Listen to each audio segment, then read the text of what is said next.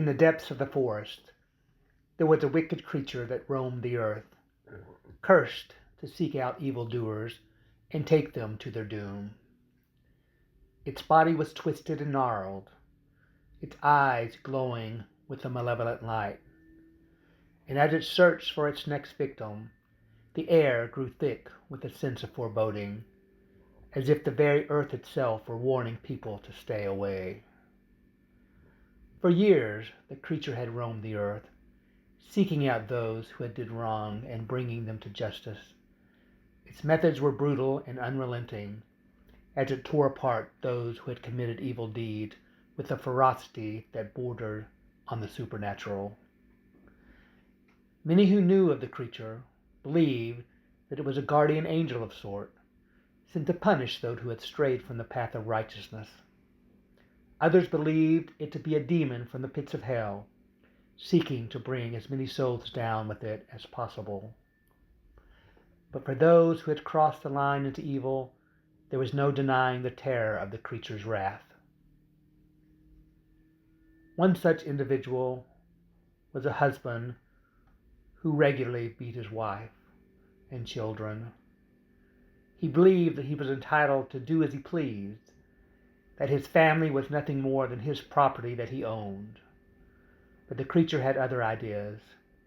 It followed him home from a bar one night, its eyes glowing with an otherworldly light. The husband was too drunk to notice at first, but as he stumbled down the dark streets, the creature began to close in. When it finally attacked, the husband was defenseless. He tried to fight back, but the creature was too strong.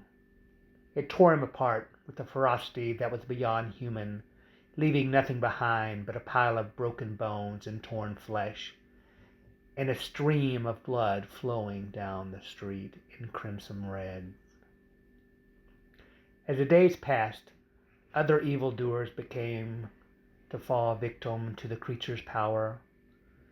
Some tried to fight back, but none could stand up to the creature's supernatural strength. And so, the creature continued to roam the earth, its wrath a warning to all who would stray from the path of righteousness. One day, a group of teenagers decided to test the creature's power. They had been bullying other kids at school, tormenting them with a cruelty that was beyond comprehension. They believed that they were untouchable, that they could do as they pleased without consequence. But the creature had other ideas. It watched them from the shadows, its eyes fixed on their every move. And when the time was right, it attacked.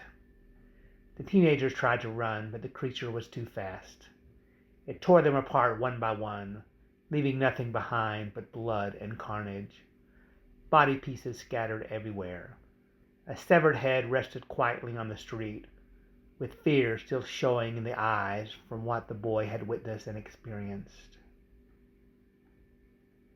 As the years went by, the creature's legend grew. Some believed that it was a curse, a punishment for all of humanity's sins. Others believed it was a blessing, a guardian sent to protect the world from evil. But for those who had crossed the lines into darkness, there was no denying the terror of the creature's wrath. In the end, the creature was unstoppable. It seemed to be everywhere, lurking in the shadows, waiting for its next victim. And as the world grew darker and more twisted, its power only grew stronger. There was no stopping the creature. It had become a force of nature, a dark reminder of the consequences of evil deeds. And so, the world continued to turn, its people living in fear of the cursed creature that roamed the earth, seeking out evildoers and taking them to their doom.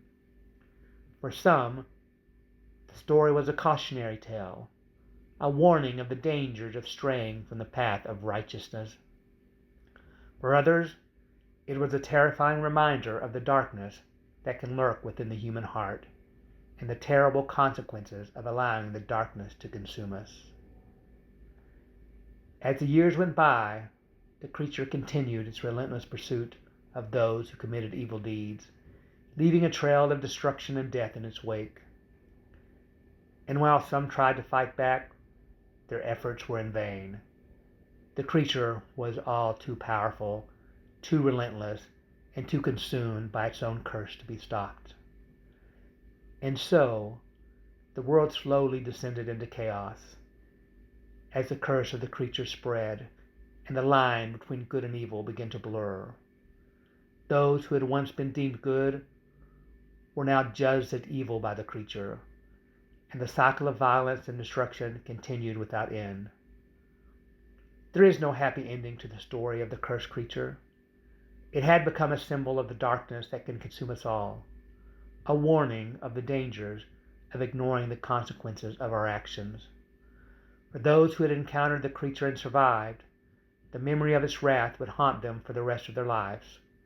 They would never forget the sound of its howls or the glowing intensity of its eyes, a reminder of the darkness that can lurk just beneath the surface.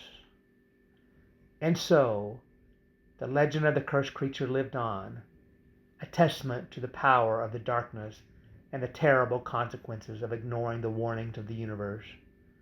For those who would seek to commit evil deeds, the story was a chilling reminder that there is always a price to be paid, and that the curse of the universe can come for us all.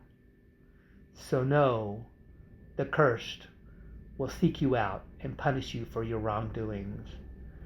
So check under your beds and in your closets at night, because it may be there waiting for you. You may be the next victim. Be good. Welcome back, my fans. I hope you liked how the story begins. I'm sure you all plan on being good so the curse doesn't come for you. Continue listening to the story about the curse and hear the even more gruesome ways it takes the souls of the wicked people. Part 2 is called Descent into Damnation, where you will journey along with the cursed as it travels down the elevator of a high-rise building, taking victims as it stops on different floors. It will certainly give you nightmares. I want to warn you, these stories are not for the weak of heart and those who easily scare. But don't forget to like and subscribe, or you may be next. You may be cursed. You may be cursed.